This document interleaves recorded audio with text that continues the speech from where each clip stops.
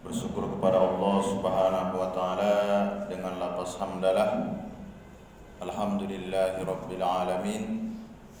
Berselawat kita kepada Rasulullah sallallahu alaihi wasallam biqaulin Allahumma shalli ala sayyidina Muhammad wa ala ali sayyidina Muhammad. Assalamu alayka ya Rasulullah. Bapak Ibu jamaah salat fardu zuhur yang dimuliakan oleh Allah Subhanahu wa taala. Kembali kita belajar yaitu mengenai fikih muamalah. Pada kesempatan ini kita akan sampaikan bahwa kalau seandainya terjadi perselisihan antara sahibul mal, pemodal, dan amil atau mudharib, maka yang dimenangkan adalah amil, pekerja. Mengapa? Karena ia yang lebih paham, ia yang kesehari-hariannya menjalankan usaha tersebut. Nah, apa kewajiban sohibul mal?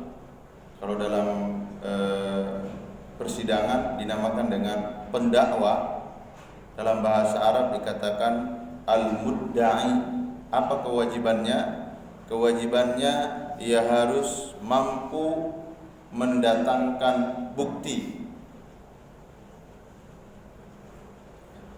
Lalu amil, apa kewajibannya? Dia tidak perlu mendatangkan bukti, dia hanya bersumpah. Ini yang disampaikan oleh baginda Rasulullah sallallahu alaihi wasallam, al-bayyinatu 'alal mudda'i wal yaminu 'ala man ankara. Bukti harus bisa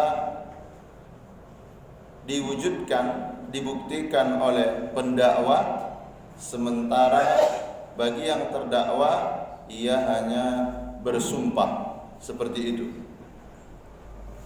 Kalau kita lihat dari tingkat kesulitan yang harus dilakukan di antara pendakwa, dalam hal ini sahibul mal, terdakwa dalam hal ini amil atau pekerja, ini tingkat kesulitannya lebih sulit sahibul mal, pemodal. Kenapa? Karena ia harus bisa membuktikannya. Misal terjadi perselisihan, kata pemodal, kita sudah seharusnya untung ini. Loh kenapa?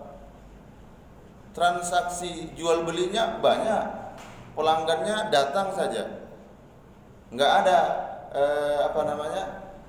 nggak ada cerita bahwa kita tidak untung.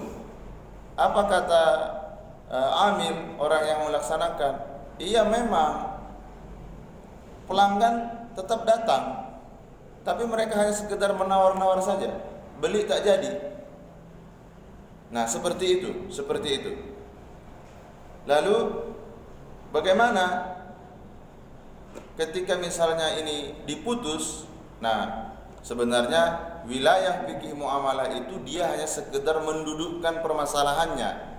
Berarti yang harusnya dimenangkan itu adalah mudharib atau amil, pekerja. Tapi kalau untuk hasil dari putusan, berarti kita nanti bicara fiqhul jinayah. Jadi pada kesempatan ini, kalau terjadi perselisihan antara pemodal dengan pekerja, maka yang dimenangkan adalah pekerja. Kalau seandainya pemodal tidak bisa membuktikan bahwa ini kelalaian dari pekerja, maka yang dimenangkan adalah amil. Jadi sampai seperti itulah rincian mengenai kalau terjadi perselisihan dengan memakai konsep mudharabah. Mudharabah, ingat, kita ulangi lagi bahwa mudharabah yang kami maksud di sini bagi hasil, terpisah dia. Yang satu hanya mempunyai ra'sul mal, dia mempunyai harta saja. Yang kedua yaitu mempunyai amil atau skill atau kemampuan. Mereka bergabung. Kalau terjadi perselisihan, maka yang dimenangkan adalah mudharib. Mudah-mudahan ada hikmahnya. Kita tutup majelis yang mulia ini dengan ucapan hamdalah, alhamdulillahirabbil alamin, subhanakallahumma wa bihamdika, asyhadu an la ilaha illa anta, astaghfiruka wa atubu ilaik. Assalamualaikum warahmatullahi wabarakatuh.